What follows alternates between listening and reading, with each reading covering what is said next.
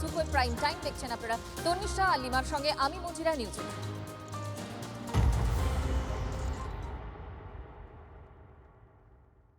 দেখুন, হামিমের হানি ট্র্যাপ অর্পিতা, যাকে এই মুহূর্তে এসটিএফ এর জালে এসে তাকে ঝাড়খণ্ড থেকে গ্রেফতার করা হয়েছে এবং 14 দিনের জন্য তার পুলিশ হেফাজত হয়েছে বলে শেষ খবর। হানি ট্র্যাপে ফেলে বিভিন্ন জায়গায় থেকে তথ্য হাতাতে এই অর্পিতা সরকারকেই ব্যবহার করত হামিম মণ্ডল। ধৃত জায়েশ জঙ্গিকে জেরায় চাঞ্চল্যকর তথ্য রাজ্য পুলিশের এসটিএফ এর হাতে। রাজনৈতিক নেতা, আমলা, প্রভাবশালীদের থেকে তথ্য সংগ্রহে হানি ট্র্যাপ হিসেবে এই বান্ধবীকেই ব্যবহার করত হামিম। তরুণীর সঙ্গে নিয়মিত হোয়াটসঅ্যাপ চ্যাট করত হামিম। হামিমের পুরো নেটওয়ার্কে তথ্য পেতে চ্যাটে নজর তদন্তকারীদের। এই মুহূর্তে সুজয় আমাদের সঙ্গে রয়েছেন, আমাদের প্রতিনিধি, কথা বলবো তার সঙ্গে। সুজয়, এই যে অর্পিতাকে কিভাবে হামিম মণ্ডল ব্যবহার করতো, হানি ট্র্যাপ হিসেবে কিভাবে কাজে লাগাতো? দেখো, এই অর্পিতার সঙ্গে অন্তত 4 বছরের সম্পর্ক। এই হামিমের সম্পর্কটা যথেষ্ট গভীর ছিল, প্রেমের সম্পর্ক ছিল। তারপর ধাপে ধাপে যখন হামিম এই নেটওয়ার্কের চলে আসে, পাকিস্তানের এই যে গ্যাংস্টার গ্যাং তাদের নেটওয়ার্কে চলে আসে, তারপরেই সেখানে অর্পিতাকে ব্যবহার করা হয়। এবার এক্ষেত্রে ব্যবহার করাটার ক্ষেত্রে মগজ ধোলাই কি হামিম করেছিল, অর্পিতার মগজ ধোলাই, নাকি পাকিস্তানের সেই ভাট্টি গ্যাং তাদের কোনো মেম্বার মগজ ধোলাই করেছিল, সেটা এখনও স্পষ্ট নয়। এই যে হাওড়ার একজন মন্ত্রীর কথা বলা হচ্ছে, যার ছেলেকে অপহরণের কথা বা হানি ট্র্যাপে ফেলার কথা বলা হচ্ছে, অর্পিতার ইনস্টাগ্রাম আইডি কি এই যে গ্রেফতার করেছে হামিম, সে কি ব্যবহার করতো নাকি অর্পিতা নিজেই এটা করতো, সেই বিষয়টাও স্পষ্ট করার চেষ্টা করছেন তদন্তকারীরা। তবে অর্পিতার সঙ্গে যে এই ভাট্টি গ্যাংয়ের সরাসরি যোগাযোগ এবং ভাট্টির গ্যাংয়ের যে অ্যাক্টিভ মেম্বার পাকিস্তান থেকে সরাসরি এই অর্পিতা তাদের সঙ্গে যোগাযোগ রাখতো, সেই বিষয়টা স্পষ্ট। আর্থিক লেনদেনটা তারা দেখছেন যে এই যে প্রায় 3 থেকে 4 মাস আগে তারা এই পাকিস্তানের ভাট্টি গ্যাংয়ের সঙ্গে যুক্ত হয়, আর্থিক লেনদেনটা কীভাবে হয়েছে, কতটা হয়েছে, সে কারণে ব্যাংক অ্যাকাউন্টগুলিতে তাদের নজর রয়েছে। অর্পিতার এবং হামিমের ব্যাংক অ্যাকাউন্ট, তার পরিবারের সদস্যদের ব্যাংক অ্যাকাউন্ট, আর্থিক লেনদেনটাই এসটিএফের গোয়েন্দারা স্পষ্ট করে নিতে চাইছেন যে কোথা থেকে এত টাকা পেল। তার কারণ যা লাইফস্টাইল ছিল দুজনের, সেটা কিন্তু সাধারণ একজন মধ্যবিত্ত পরিবারের পক্ষে সম্ভব নয়। সুতরাং এত টাকার যোগানটা কোথা থেকে আসতো, সেটা এখন দেখতে ব্যাংকের স্টেটমেন্টে নজর এসটিএফের গোয়েন্দাদের। সুজয়, আপাতত তোমাকে ধন্যবাদ। এই অর্পিতা সম্পর্কে এসটিএফ এর আইজি গৌরব শর্মা কি বলেছেন শুনবো। হামিম মণ্ডলকে যখন আমরা কাস্টাডিতে নিলাম তখন ইন্ট্রোগেশন করে কয়েকটা জিনিস খুব সিরিয়াস জানতে পারলাম, যাদের সঙ্গে হামিমের খুব ক্লোজ ইন্টারাকশন চলছে। সেই হ্যান্ডেলের নাম আছে রানা, একটা ছিল উজায়ের, একটা ছিল আবিজট 333। আমার 2-3 মাস আগে ইন্টারাকশন স্টার্ট হয়ে ইনস্টাগ্রামে ফলো করতে আরম্ভ করে, তারপরে ওর কমিউনিকেশন প্যাটার্ন ডেভেলপ করতে করতে হোয়াটসঅ্যাপ, কিছুটা ইনক্রিপ্টেড চ্যাট পোর্টালস আরও আছে, যেমন টেলিগ্রাম আছে, ইভেন সেশন, और আমরা দেখলাম এলিমেন্ট এক্স, এইরকম অনেকটা ইনক্রিপ্টেড চ্যাট পোর্টালস উপরে এদের নিজেদের মধ্যে কমিউনিকেশন স্টার্ট হয়। কমিউনিকেশন ডিটেলস মধ্যে যখন আমরা গেলাম তো আমরা দেখলাম কি এই হ্যান্ডেলস পাকিস্তান থেকে অপারেট হচ্ছে, और শেহজাদ ভট্টি গ্যাং যে আছে তাদের সঙ্গে, শেহজাদ ভট্টি গ্যাং যে পাকিস্তান থেকে অপারেট হয় তাদের সঙ্গে যুক্ত আছে। এই হ্যান্ডেলসগুলো খুবই র্যাডিক্যাল প্রপাগান্ডার মধ্যে ইনভলভড আছে, और এরা চেষ্টা করছে কিছু ইউথকে টার্গেট করার থ্রু র্যাডিক্যাল প্রপাগান্ডা, যাতে কিছু সাবভার্সিভ অ্যাক্টিভিটিসকে ওরা কিছু কমপ্লিট করতে পারে, আঞ্জাম দিতে পারে। এ ধরনের বিরাট নেক্সাস চলছে, হানি ট্র্যাপ, লাভ জিহাদ, আর সব শেষ পর্যন্ত ওই পান ইসলামিক যে চক্রান্ত তার সঙ্গে যুক্ত। তো নডিউল ধরা পড়েছে, এর আগেও পশ্চিমবাংলায় বারবার এরকম ধরা পড়েছে। সারা ভারতবর্ষে টেরোরিজম প্রায় শেষের দিকে, কিন্তু পশ্চিমবাংলায় এখনও রয়েছে। আমাদের কাছে বড় চ্যালেঞ্জ এর শেকড় উপড়ে ফেলাটা। এইখানেই তো কেন্দ্রীয় গোয়েন্দা বাহিনী, সেন্ট্রাল ইন্টেলিজেন্সের বিরাট ভূমিকা আছে। তো সেইটা কেন ফেল করছে, তাদের আগে ধরা যাচ্ছে না কেন? স্বরাষ্ট্র দপ্তরের রাষ্ট্রমন্ত্রী সংসদে একটি স্টেটমেন্ট জমা দিয়েছেন, যেখানে দেখা যাচ্ছে যে অন্তত 14টা রাজ্যে এই ধরনের সংগঠনের আপত্তিকর লোকেদের গতিবিধির একটা খোঁজ পাওয়া গেছে। তো 14টা রাজ্যে যদি খোঁজ পাওয়া যায়, তো তাহলে নিশ্চিতভাবেই এটা তো সেন্ট্রাল ইন্টেলিজেন্সকে আরও গুরুত্ব দিয়ে গোটা বিষয়টা দেখার। নেটওয়ার্ক বিস্তার করার জন্য তাদের বিভিন্ন টুলকে ইউজ করতে হয়। এই টুলের বিভিন্ন রকম অ্যালগোরিদম থাকে। এই অ্যালগোরিদম গুলো কখনো হানি ট্র্যাপ, কখনো লাভ জিহাদ, কখনো there can be an number of social media connections. তো এর কোনো মানে লিমিটেশনস নেই। এবার এই টুলগুলোকে ব্যবহার করে তারা প্রথমে কি করে ফিশিং করে কাদের মতো লোকগুলোকে, এই অর্পিতা সরকারের মতো লোকগুলোকে। এদেরকে ফিশিং করে তারা কি করে, তাদেরকে কনভার্ট করে পসিবল অ্যাসেটে, এবং সেই পসিবল অ্যাসেটদের দিয়ে কি করে তাদের বেস্ট স্কিল অনুযায়ী তাদেরকে মার্কেটে ইউটিলাইজ করা হয়। ধরুন যে একটু দেখতে শুনতে ভালো বা ইন দ্যাট কারণ তাকে ইউজ করা যায় ফর হানি ট্র্যাপ, তাকে তাই জন্য ইউজ করবে। যদি কেউ ধরুন টেকনিক্যালি স্ট্রং, তাকে টেকনোলজিক্যাল কাজে ইউজ করবে, হ্যাকিং এর কাজে ইউজ করবে। এইভাবে আবারও একটা নেটওয়ার্ক তৈরি করবে। এই ছোট ছোট ছোট ছোট ডিভিশনাল নেটওয়ার্ক তৈরি করে সমাজের বিভিন্ন স্তরে এরা পৌঁছে।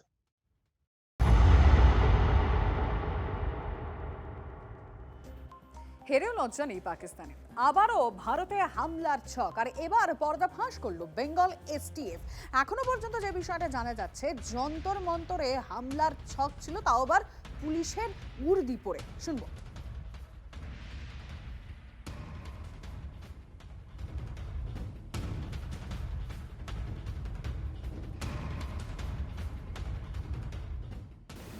দিল্লিতে যে আমাদের যে যন্তর মন্তরে যে রিসেন্টলি স্টুডেন্ট প্রোটেস্ট হলো, সেখানে দেওয়ার আস্কিং হিম কি ও পুলিশ ইউনিফর্ম কোনো মতো অ্যারেঞ্জ করে ওখানে গিয়ে একটা কোনো নাশকতার একটা প্ল্যানিং ছিল, কোনো একটা ডিস্টারবেন্স ক্রিয়েট করার প্ল্যানিং ছিল। তার ছাড়াও আমরা দেখলাম কি কয়েকটা আরও এদের প্ল্যানিং মধ্যে ছিল, যের মধ্যে কিছু পুলিশ পার্সোনালস, কিছু পলিটিক্যাল পার্সনস और এরকম কিছু টার্গেটসগুলো ঠিক করা হচ্ছে। আর এর মধ্যে এই পুরো র্যাডিক্যাল প্রপাগান্ডা ইনভলভ ছিল, এদের মধ্যে ব্রেন ওয়াশিং ইনভলভ ছিল।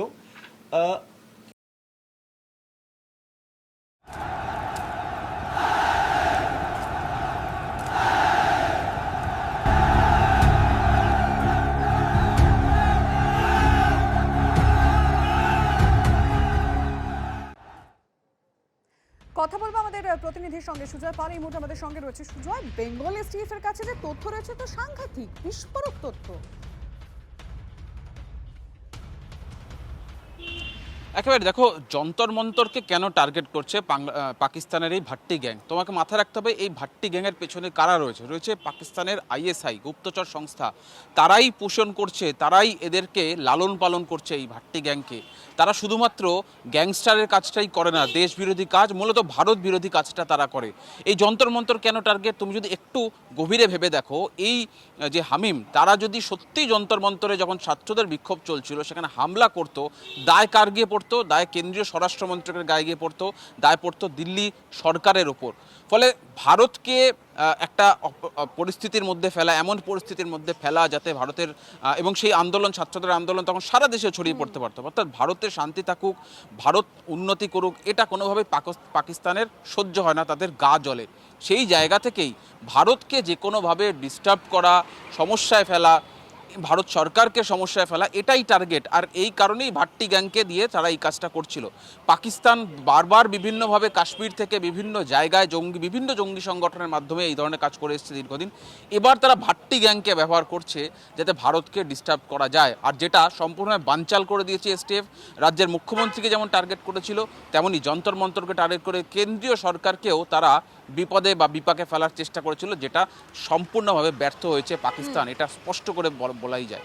ধন্যবাদ সুজয়।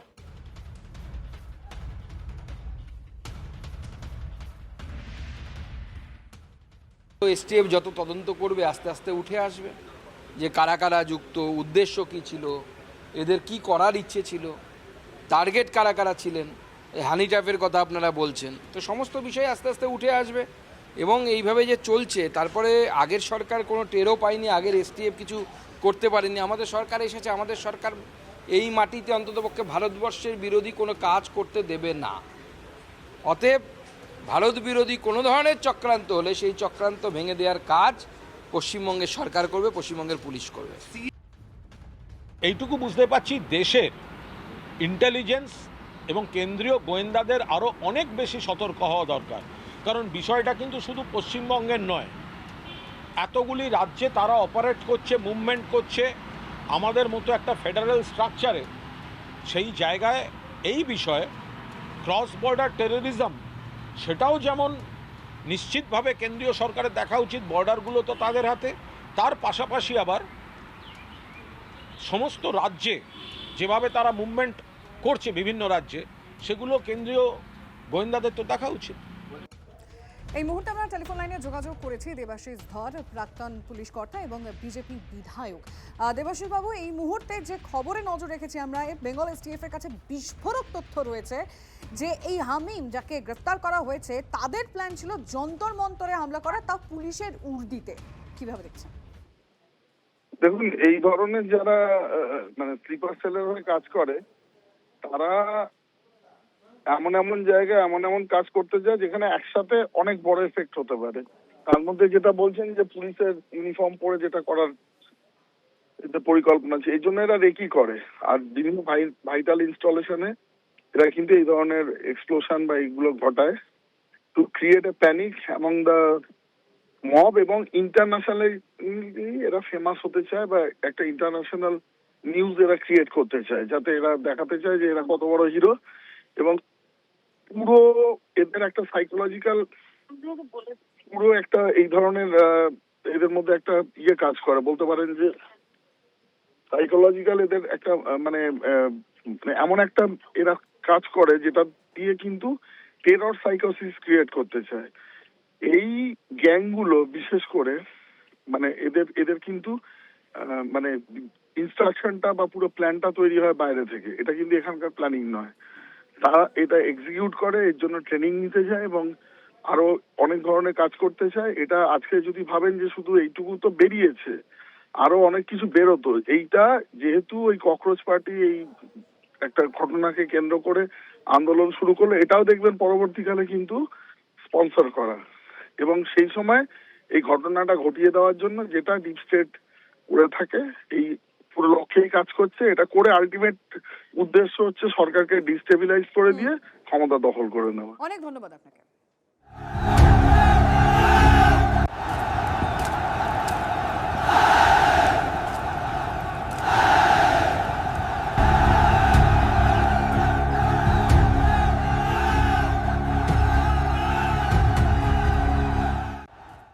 আপার লাইন আমাদের সবাইকে বুঝতে হবে, গভর্নমেন্ট অফ ইন্ডিয়াকে ডিস্টেবিলাইজ করা এটা একটা বিদেশি চক্রান্ত চলছে এবং সেটা তাদের ডিসেম্বরের মধ্যে করতে হবে।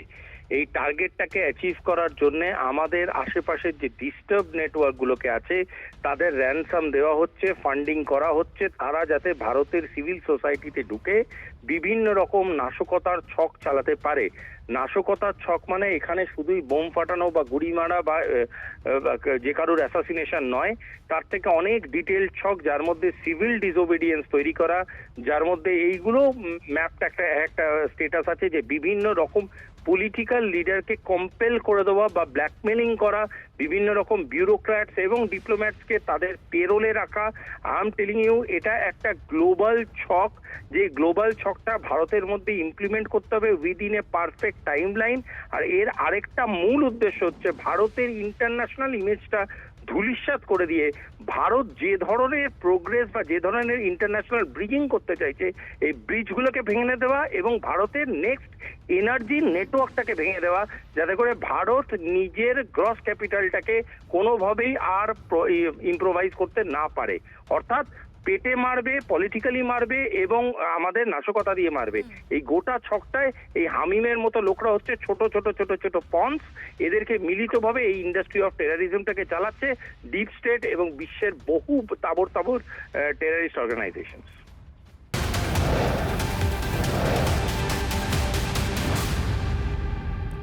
এদিকে দেশ সেবা নিয়ে জন এফ কেনেডির সুরে এবার যুব সমাজকে বার্তা অজিত ডোভালের। ক্ষুদ্র ব্যক্তি স্বার্থ সরিয়ে দেশের কথা ভাবা উচিত। দেশের কল্যাণে কি করতে পারি সেদিকটাই সবার আগে রাখতে হবে। দেশ সেবাই আমাদের কাছে গুরুত্বপূর্ণ, দেশের ক্ষতি হয় এমন কাজ করা উচিত নয়। সিজেপির আন্দোলনের প্রেক্ষিতে দেশের যুব সম্প্রদায়কে বার্তা জাতীয় নিরাপত্তা উপদেষ্টা। आज का जो यौवन है, आज का जो यूथ है, वो अपने आप को समर्पित करे, पूर्ण रूप से ये सोचे कि मैं राष्ट्र हित में ही करूंगा। अगर मेरे छोटे मोटे इंटरेस्ट हो भी, चाहे कुछ हो, उनको मैं नजरअंदाज करूंगा, वो बात की बात है। अभी तो देश को बनाना है, ये वो समय है जो हम गंवा नहीं सकते।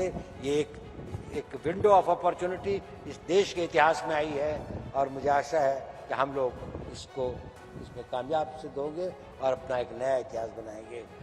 राष्ट्र सेवा हमारे लिए वाइटल है। अगर राष्ट्र को शक्तिशाली बनाना हमारे लिए वाइटल है तो उसके सामने की सारी इच्छाएं जो हैं वो गौण हो जाती हैं। एसेंशियल और डिजायरेबल वो होती हैं, वो गलत नहीं होती। शायद उसका कुछ लेजिटिमेट वो भी हो, परंतु क्योंकि वह नेशनल इंटरेस्ट के आड़े आती हैं तो हम उस किसी राह में नहीं जाएंगे जो कि हमारे राष्ट्र को नुकसान पहुंचाता है, चाहे मेरा उसमें निजी फायदा हो, चाहे उसमें मेरे वर्ग का, मेरी गांव का, मेरे जाति का कुछ भी हो, लेकिन अगर वो राष्ट्र हित में नहीं है तो वो मेरे हित में नहीं। মুখ্যমন্ত্রী শুভেন্দু অধিকারীর উপরে হামলার ছক ছিল এই হামিমের মাফ করবেন।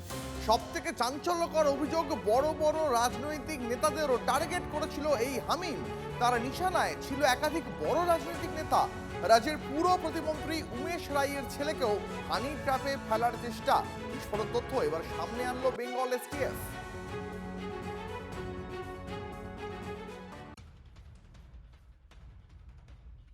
হামিম মন্ডলের মাধ্যমে ওরা কয়েকটা যা আমরা এখনো পর্যন্ত যে আমাদের তদন্ত মধ্যে জানতে পেরেছি, আমাদের যে অনারেবল চিফ মিনিস্টার আছেন রাজ্যের, ওনাকেও টার্গেট করার এর মধ্যে প্ল্যানিং ছিল।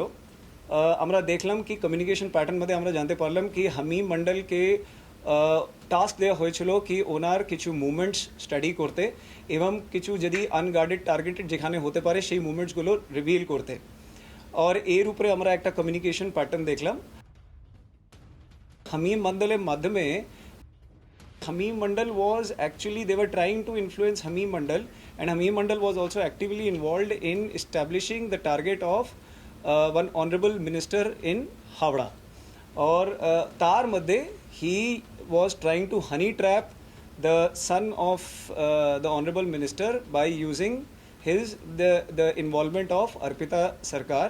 She was actively involved in this, ওর সঙ্গে কমিউনিকেশন আর ওর সঙ্গে যে ফরেন হ্যান্ডেলসের যে অ্যাক্টিভিটি আছে সেটাও ক্লিয়ারলি ওর মধ্যে আমরা পেয়ে গেছি।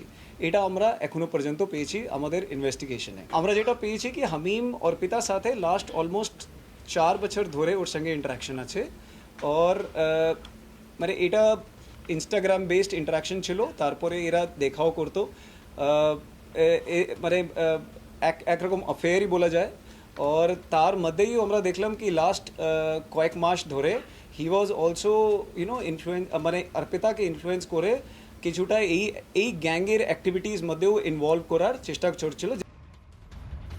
বিজেপি বিধায়ক এবং প্রাক্তন এনএসজি কর্তা দীপাঞ্জন চক্রবর্তী আমাদের সঙ্গে রয়েছেন এই মুহূর্তে টেলিফোনে। দীপাঞ্জন বাবু, সব থেকে বড় যে আপডেট এসটিএফ সূত্রে এবার পাওয়া যাচ্ছে যে মুখ্যমন্ত্রী শুভেন্দু অধিকারীর উপরে হামলার ছক ছিল এই হামিমের।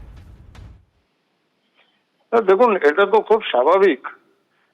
মাননীয় মুখ্যমন্ত্রী নির্বাচিত হওয়ার পর যে সমস্ত পদক্ষেপগুলো নিয়েছেন তাতে জিহাদিদের সাংঘাতিক সমস্যা হচ্ছিল এবং ভবিষ্যতেও তারাও বুঝে গেছে যে এই মুখ্যমন্ত্রীর আমলে বাংলায় জিহাদের চাষবাস সম্পূর্ণভাবে নির্মূল হয়ে যাবে। তো ওরা এটা করবে, ওরা ভবিষ্যতেও চেষ্টা করবে, কিন্তু আমি নিশ্চিত, যতটুকু জানি, আমাদের বাংলার মুখ্যমন্ত্রী এইসব চক্রান্ত ছিন্ন ভিন্ন করে দেবেন এবং এদের মিট্টি মে মিলা দেঙ্গে। ওটাই হবে, মাটিতে মিশিয়ে দেবেন। আমরাও প্রস্তুত। এসটিএফ প্রতিক্রিয়ার জন্য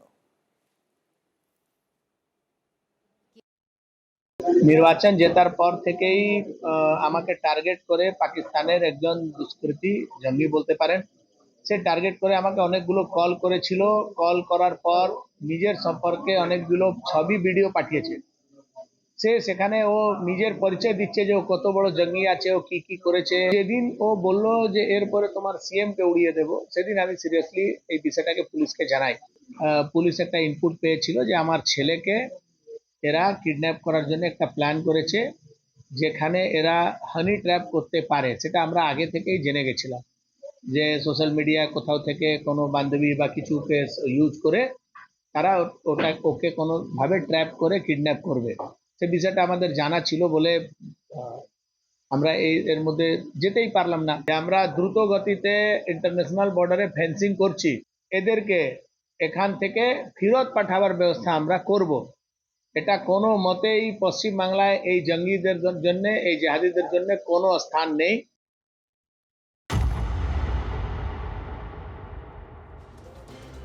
এই যে হামিম, এই হামিমের যে বান্ধবী অর্পিতা সরকার, এই অর্পিতা সরকার কি লাভ জিহাদের শিকার? এই গোটা প্রশ্নের উত্তর খোঁজার চেষ্টা করছে এসটিএফ। এখানে প্রশ্ন আসছে যে হামিম কি তার ধর্মের পরিচয় লুকিয়ে অর্পিতাকে সম্পর্কে জড়ানোর চেষ্টা করেছিল? এই বিষয়টা তারা খতিয়ে দেখছেন। শুধু তাই নয়, অর্পিতা সরকারের তাকে কি জোর করে ধর্মান্তরণে বাধ্য করেছিল হামিম? ধৃত পাক জঙ্গির যাবতীয় গতিবিধি অনেকটাই গোয়েন্দাদের সন্দেহ বাড়িয়েছে। আমার সহকর্মী সুশোভন এই মুহূর্তে আমার সঙ্গে রয়েছেন। সুশোভন, আমি জানতে চাইবো কোন কোন বিষয়গুলো মূলত এক্ষেত্রে, যেরকম হানি ট্র্যাপ, এই প্রসঙ্গটা এড়িয়ে যাওয়া যাচ্ছে না। এসটিএফ কর্তারা তারা কিন্তু এটাও বলছেন যে এখানে লাভ জিহাদ বিষয়টাও হতে পারে। এখনো পর্যন্ত এই সন্দেহের কতটা কাছাকাছি তারা যেতে পেরেছেন?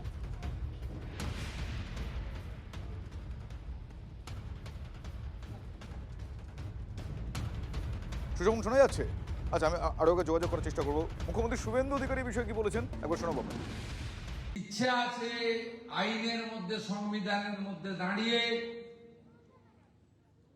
ল্যান্ড জেহাদ, লাভ জেহাদ, জোরপূর্বক ধর্ম পরিবর্তন করার প্রয়াস বন্ধ করার জন্য পশ্চিমবাংলায় ব্যবস্থা নেয়।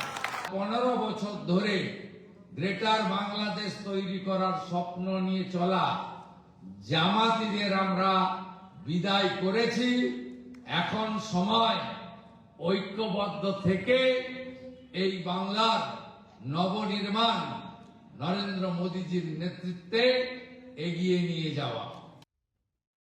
পশ্চিমবঙ্গে যে এত বড় চক্র, এর আগেও বিভিন্ন সময় কথা উঠেছে, বিভিন্ন সময় বিভিন্ন অভিযোগ উঠেছে যে পশ্চিমবঙ্গে বিভিন্ন উগ্রপন্থী সংগঠন তারা অত্যন্ত সক্রিয় এবং তারা তাদের কাজের কেন্দ্র হিসেবে পশ্চিমবঙ্গকে বারবার ব্যবহার করেছে বা অপব্যবহার করেছে বলে বলা ভালো। এই যে চক্র, এই চক্রের শেষ পর্যন্ত এসটিএফের উচিত পৌঁছনো। এতে আরও কারা কারা যুক্ত আছে, ভারত বিরোধী কার্যকলাপ যা আগে হতো, আগের সরকারের সময় পশ্চিমবঙ্গে করা গেছে, সেটা এখন করা যাবে না।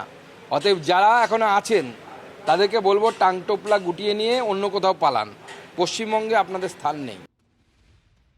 যে এই রাজ্যের কোনো রাজনৈতিক গোষ্ঠী না থাকলে এটা হতে পারে না।